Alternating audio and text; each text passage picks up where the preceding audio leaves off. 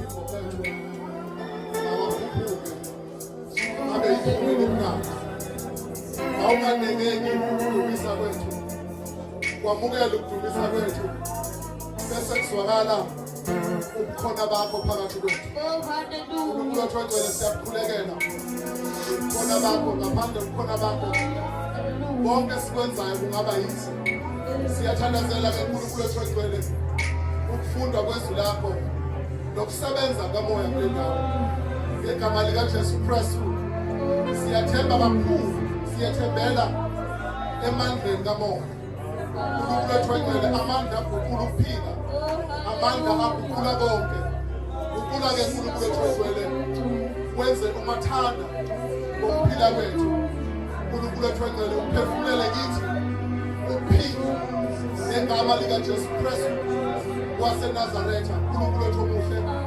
siyabonga ke nantambama sisekule ndawo uningi esikulindele kuwe uNkulunkulu othwele siyabonga egameni namandla lika Jesu Kristu waseNazaretha. Thank you Lord. Amen. Amen. Hallelujah. Amen. Hallelujah. Amen. Hallelujah. Amen. Ayike ambingelele mathohlelo wethu umfandile our elder ngibonga ithuba ngibingelele ubamongameli the executive yonke ngicela ukwenze njalo bazalwane ngoba manje bangibingelela ngizonibingelela nonke vele ngilokhu ngibingelela ngisazi lokhu ngibingelela ngenza ukuthi ngibambe lesi sikhathi sami engiphiwe sona lapha abazalwane kuzoba nompostoli umkhwanazi bekuyithuba lakhe wayesebambeka ke ngenxa yezimo zokuphila wangakwazi ukuba khona phakathi kwethu ngase ngicelwa kumongameli ukuthi ngivale isikhali sesizama naye ukuthola abayizalwane senzayo umongameli asivele siqhubeke. Amen. Siyabonga kakhulu abazalwane ngiyabingelela abazalwane bonke omama obaba abafowethu odadewethu ngiyabingelela kwelihle igama lika Jesu Kristu. Amen. Oh hallelujah. Ngoba abazalwane kulona ithuba lami ngifuna bese ngiyona nginesiqiniseko sokuthi umnikazi wayo bengekazayona manje nami ngangayoni ngingena nje ezwini kaNkulunkulu bese ke bazalwane siyaphumula silindele ke inkonzo enkulu ngiyabingelela futhi. Amen. Kwasibusisi. Siyabonga kakhulu bazalwane. Ngicela hamba sifunde izwi likaNkulunkulu encwadini yabaseFilipi. KwabaseFilipi chapter 3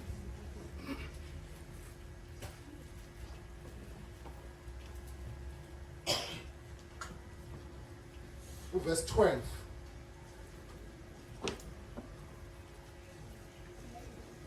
KwabaseFilipi chapter number 3 verse 12 sime ku verse 14 bese omunye esivulela incwadi yesibili yabaseKorinte chapter 12 afunde khona verse 2 ame ku verse 4 makukhona solifunda sesifana. Amen. Cela ke sifunde la amavesi amabili siqale lencwadi yabaseFilipi chapter 3 sifunde khona verse 12 sime ku verse 14. KwabaseFilipi chapter 3 verse 12. Yes. Akusho ukuthi sengifinyelele kulokhu kumbe sengiphelelisiwe, kodwa ngiyaphikelela ukuba kambe ngingaze ngikubambe lokhu nami engabanjelwa khona nguKristu Jesu. Bazalwane, angisho ukuthi mina uqobo sengikubambile, kodwa kunye engikwenzayo ngikhohlwa okungasemuva ngizelulela okungaphambili. Yes. Chapter 14. Ngiphokophele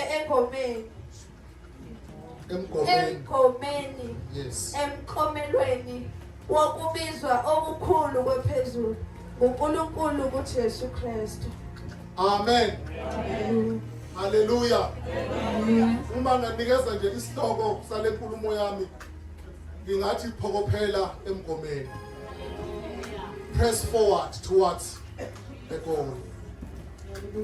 Amen. Amen. Upaul bazalwane umpostoli kule ndaba esifunde kuye uyiveza njengomuntu naye ongazi ukuthi akaphelele. Uyiveza njengomuntu naye obuthakathaka. Uyiveza njengomuntu onama shortcomings. Ngoba uthi nami bazalwane uyabona isikhathi esiningi bazalwane kubantu esiphila nabo abantu bayiveza sengazi ukuthi banama superpowers. Uma ngabe ufika kumuntu uthi ucela izaluleko bese ethe nami sangihlula lento uphelelwa yithemba. Kodwa namhlanje uPaul simthola naye eyiveza sengathi kukhona la khona naye engaphelele khona. Ngoba uthi ku verse 12 kungesikho ukuthi sengikubambile. Uthi noma ngabe ngishumayela kangaka noma nami nginezambulo ezingaka akusho lokho ukuthi nami sengiyibambile lento. Uthi kungesikho ukuthi sengikubambile sengiphelelisiwe. Amen. Likhona bazalwane. Why uPaul akhulume kangaka kanjena bazalwane ayiveze njengomuntu naye ongazi ukuthi akaphelele? Ingoba uPaul siyamazi ukuthi uPaul bazalwane kwakungomunye wabantu ababenezambulo. Ngelinye ilanga uze athi lokhu angikufundanga komunye umuntu kodwa ngakwamukela enkosini. Even noma ekhuluma ngesidlo senkosi akasho ukuthi uJesu wathi uthi ngakwamukela enkosini. Izinto eziningi umpostoli Paul wayeyithola directly from God. Amen. But namhlanje uyiveza sengathi naye akakayibambile lento akakayithoni lento akakafinyeleli la okufanele afinyelele khona. Likhona bazalwane. Amen. Why uPaul enze kanjani? Hayi ngoba uPaul wayebuthakathaka kodwa wayefisa ukusiza umuntu obuthakathaka ukuthi akungathi uma ubuthakathaka bese ucabanga ukuthi it's the end of the road for you. Hallelujah bazalwane. Hayi ukuthi uPaul wayetshala ubuthakathaka kubantu ukuthi hayi ubuthakathaka bulungile kodwa wayeveza ukuthi noma ngabe nami nginezambulo ezinkulu kodwa nama ngakabambi. Haleluya. Likhona bazalwane. Amen. Ake sifunde bazalwane sifunde lapha ngithe sifunda kuba seKorinta ngithi bazalwane besibili. Chapter 12 verse 2 no verse 4. Umuhle baba siyavumela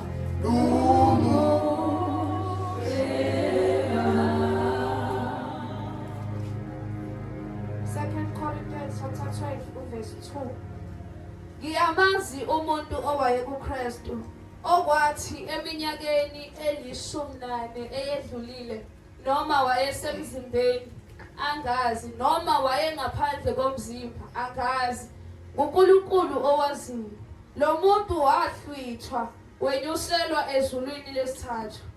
Verse 3. Yebo ngiyamazi umuntu onjalo noma wayesemzimbeni noma wayengaphandle kwawo angazi uNkulunkulu owaziyo. Ngiyazi ukuthi wahlwithwa wayiswa eparadise wezwa amazwi angakhulumeki okungavunyelwe ukuba umuntu awakhulume. Amen. Funa 4. Lapha uPaul bazalwane uthi ngiyamazi umuntu ekuKristu. Oh hallelujah. Ngiyamazi umuntu enjani? Uthi sekuyinyaka engamashumi kanjani? Ayishumi nane. Lapha uPaul bazalwane ukhuluma ngaye kodwa kuba sengathi ukhuluma ngomunye umuntu. ethi ngiyamazi umuntu ekubani bazalwane ebuKristu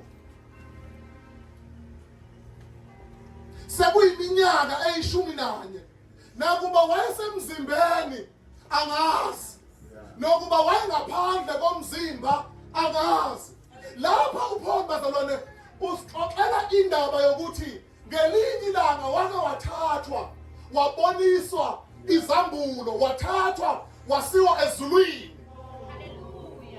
hayi bonkhona bazalwane bayingosana abantu abathathwayo emhlabeni basiwe ezulwini into ayishoyo bazalwane uthi noma lo muntu wayesemzimbeni anginjani bazalwane akazi naye noma wayesemzimbeni uthi futhi nokuba wayengekho emzimbeni angazi kodwa inkosi enjani eyaziyo uPaul bazalwane ngomunye wabantu owayemukeliswa izambulo kodwa manje ezamukela enjalo izambulo wayengayivezi njengomuntu owazi konke hayi bazalwane nikizwe even though esethathiwe wabekwa ezulwini lesithathu kodwa manje uma ngabe ixoxa indaba uyixoxa ongathi in a third person ongathi omunye umuntu akasho ukuthi hey bazalwane niyazazi mina ngithathiwe umoya kaNkulunkulu wangibeka emazulwini Oh, hallelujah. uthi ngiyamazi umuntu ayibona bazalwane Hallelujah. ngiyamazi ubani Umuntu. umuntu ekuKristu ngoba uPaul akafuni ukuyiveza sengathi yonke into ingaye ngazi umuntu ekuKristu ethathiwe emhlabeni wabekwa emazulwini noma lo muntu wayesemzimbeni angazi noma angekho emzimbeni angazi kodwa inkosi eyaziyo ngoba izambulo esitholayo asitholi ngoba sazi sithola ngoba inkosi yazi ukuthi kunesambulo akufanele sisamukela kubani sisamukela kuKristu ngiyamazi umuntu ekuKristu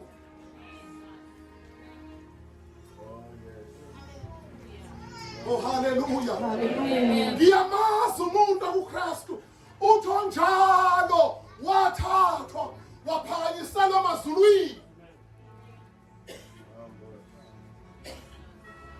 oh hallelujah waphakanyiselwa emazulwini uthi verse 4 ukuthi wafithwa wayiswa eparadise oh hallelujah wayiswa kuphi eparadise umpostoli Paul at one point empilweni yakhe wathathwa wasiwa eparadise oh hallelujah wathathwa wasiwa kuphi wafika eparadise uthi mangabe ixoxa le ndaba uthi eparadise waxoxela izinto angakakwazi ukuyixoxela omunye umuntu in fact akathi angakakwazi uthi waxoxela izinto okungavunyelwe oh hallelujah okungavunyelwe ukuba ixoxe noma kanjani ngoba lo muntu uthathiwe wabekwa emazulwini wamukeliswa izambulo ubuKristu izambulo ayiphilayo ayitholakala emhlabeni kodwa zitholakala ekuKristu kungakho ethi ngiyamazi umuntu ekuKristu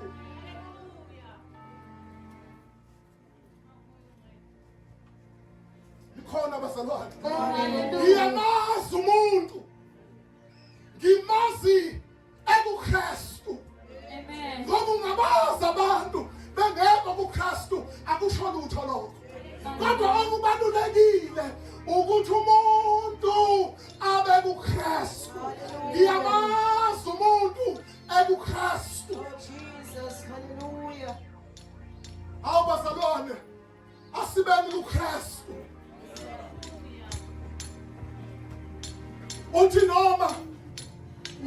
emzimbeni angazi, noma wayengekho emzimbeni angazi, kodwa inkosi eyaziyo. Oh, Oh, hallelujah. haleluya. Inkosi yazi, Hallelujah. iyazi ngokuphila kwethu. Oh, hallelujah. Ukuphila kwethu kuyaphi?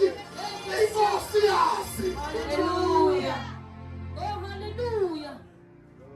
Noma ngabe ubona sengathi impilo yakho ayiyindawo, asazi thina ngoba singabantu basemhlabeni, kodwa inkosi iyazi. Amen. Wayazi inkosi yingoba lo muntu ukuKristu. Ngiyamazi umuntu ekuKristu. Oh, Jesus. Hallelujah. Ikhona bazalwane. Amen. Sikhuluma ngomuntu ekubani bazalwane. Kodwa ukuKristu nje uyayishintsha le ndaba ngale. Uthi nami ngikuKristu kodwa ngisho ukuthi ngikubambile. Hey, bakithi. Ngoba Hallelujah. kunedanger emhlabeni yokucabanga ukuthi usufikile. Hallelujah. Nami angisho ukuthi sengikubambile. Angisho ukuthi nami sengiphelelisile. Kodwa kunye engikwenzayo. Ngiyakhohlwa izinto zayizolo. Ngilulela ngokuphambili. Ngoba i-victory yayizolo iyakhohlisana. Hallelujah. Hallelujah. Izolo ubunama uyabona ephileni uthi mawufika la epulpit uzugcwele amandla ungabe usathandaza uye ezulwini lesithathu eparadise uyobokela izambulo ucabanga ukuthi uzofika lapha kwenzeka izinto zingenzeki izinto ufrustratheke uthethisa abantu ubathethiselana abantu ngoba uwe sendaweni ebekiwe shumayela izwi uyekela ukuthethisa abantu ngoba ucabanga ukuthi i-victory yayizolo is enough for tomorrow. Kunye engikwaziyo nengikwenzayo ngiyakhohlwa izinto zayizolo noma ngabe zinhle noma ngabe zimbi. I do not dwell with victory yayizolo. Hallelujah.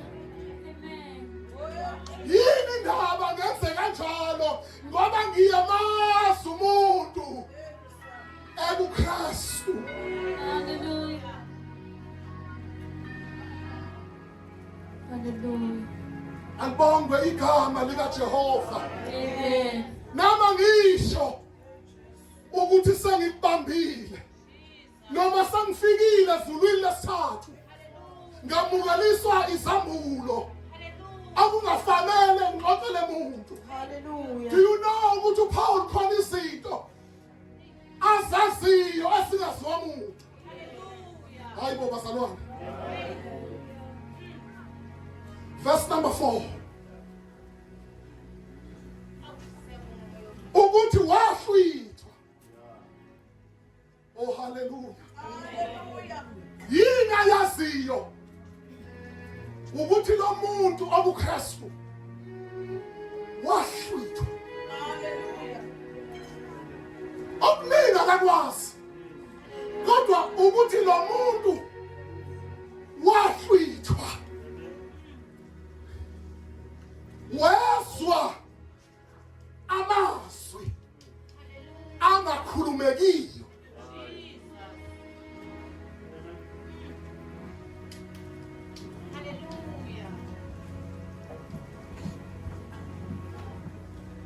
Uwezwa amazwi angakhulumekiyo. Uwezwa eparadise. Usafikile eparadise. Utshela amazwi angakwazi nawe ukwakhuluma. Kodwa ukuba bazalwane ukuKristu.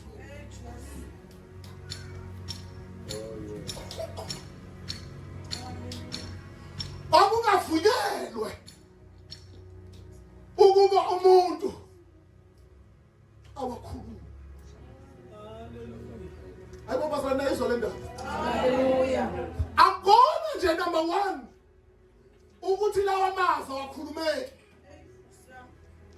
Okwesibili awakhulumeki nje yingoba lawa mazwi akuvunyelwe ukuthi ukhulume ngawo.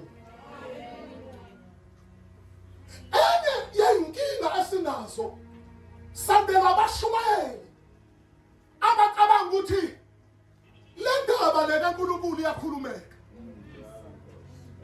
Uma ucabanga ukuthi wena wazi kakhulu noma umbuleleke kakhulu, ziningi izinto ezingakhulumeki. Ongakwazi ukuyichaza. Uma ngabe uyifunda ngaphambi kokuba ushumayele bayazi abeshumayela nabo. Kuyenzeka unikezwe imessage. Uyibuka le message uthi hayi le message lena ayichazeki. Uyivali sinjalo uyitholile vele enkosini. Uyivali njalo ngoba inezinto eziningi i-controversial inayo yonke into. Abantu abangakhulile cabanga ukuthi yonke imessage ayitholayo kufanele ayishumayela ngayo. Hayibo thini manje? Akuyona yonke imessage oyamukelayo elungele ukuthi uyidlulise ngaleso sikhathi oyithole ngaso. Enye message uyaphela u5 years. Bese kuthi ngelinye ilanga uthi mawuthi nje ngoplus nama-notes nama-diaries yonke indawo. Uthi mawuthi go through ama-diaries akho ufunde the same message. uNkulunkulu akunikeze an-explanation. Amen.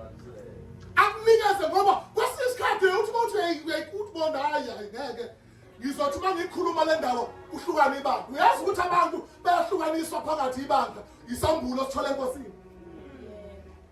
Ngesimanga sokuthi umuntu oyitholile akasazi akazi ukuthi akuzona zonke izinto okufanele uyidlulise. Ezinye izinto uyayiyeka zidle wena ekulimaza into babathe kodwa uthule nayo ngoba uyabona ukuthi hayi le nto ayikhulumeki. Hallelujah. Sifunda la eBhayibhelini lento engikhuluma ngayo. Hallelujah. Uthi izinto ayithole ezulwini ayikhulumeki. Angikwazi mangabe ngisuke la ngizoyikhuluma kuzothiwa hawu hey mangithola ithuba nibona ukuthi nishumayele ngathi.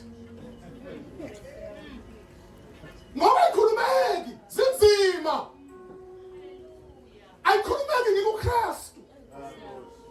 Oh hallelujah. Amen. Ayikhulumeki ngikuKristu. Bese okungavunyelwe ukuthi ukhulume ngaso. Albongwe igama likaNkulunkulu. Amabandla siwabonile ahlukana phakathi amabandla.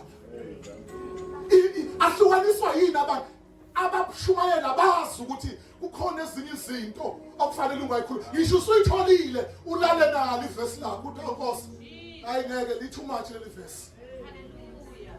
Ngelinye lelamalanga uNkulunkulu uzokunikeza amazwi okuhlakanipha, akunikeza amazwi okwazi. Ulifunde the same verse uze ukuthi awuyiyo le message kodwa uNkulunkulu usenilungisele yona. Khuluma ngomuntu ekuKristu bazalwane. Alibonge igama leNkosi. Uyakhala lo muntu Nkosi yami ukuKristu. Uthi nami ngithole izinto engingakwazi ukukhuluma. Ngithole izambulo enzima kakhulu. Kodwa manje nami angaka kubaba. Hallelujah. Albonge igama leNkosi. Amen. Nami nginezambulo ezingaka. Angaka kubaba. Asikabambi. Oh hallelujah. Silapha nje ngoba sifuna ukubamba. Uyazi ukuthi uNkulunkulu bazalwane ngenxa yale ndaba le uPaul akhuluma ngayo la phezulu. Mawufunda kuverse 7 ngoba uyayichaza indaba ukuthi kwenzakalani. Uthi immediately ebuya le ezulwini ebuya nezambulo izinto ezingakhulumeki izema zeyizinto kwase uassignwa verse 7 awufunda verse 6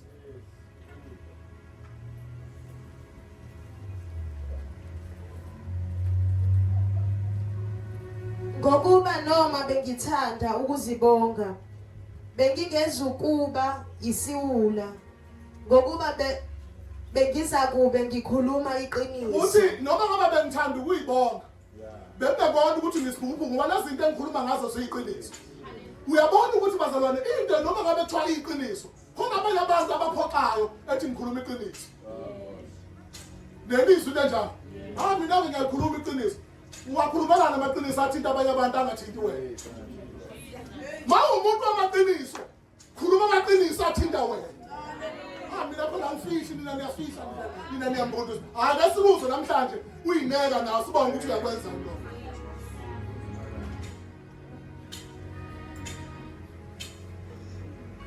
kusho Paul uthi bakhona bengoba ngikhuluma iqiniso bangithi hayi mina ngafika khona ezulwini ngiyibona ngithi hayi ngajika khona nganika izinto bafana ezingakaze yinikezwe umuntu uthi hayi ukuthi ngoba ngiyisula ngoba ngikhuluma iqiniso kodwa wenze njani ungacabanga ukuthi njengoba uconfront abantu nje wenza ijustice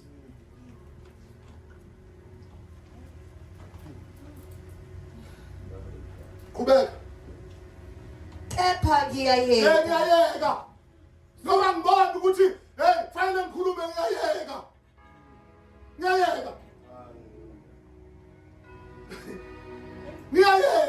haleluya abafundisi manje abantu hayi ngiyayeka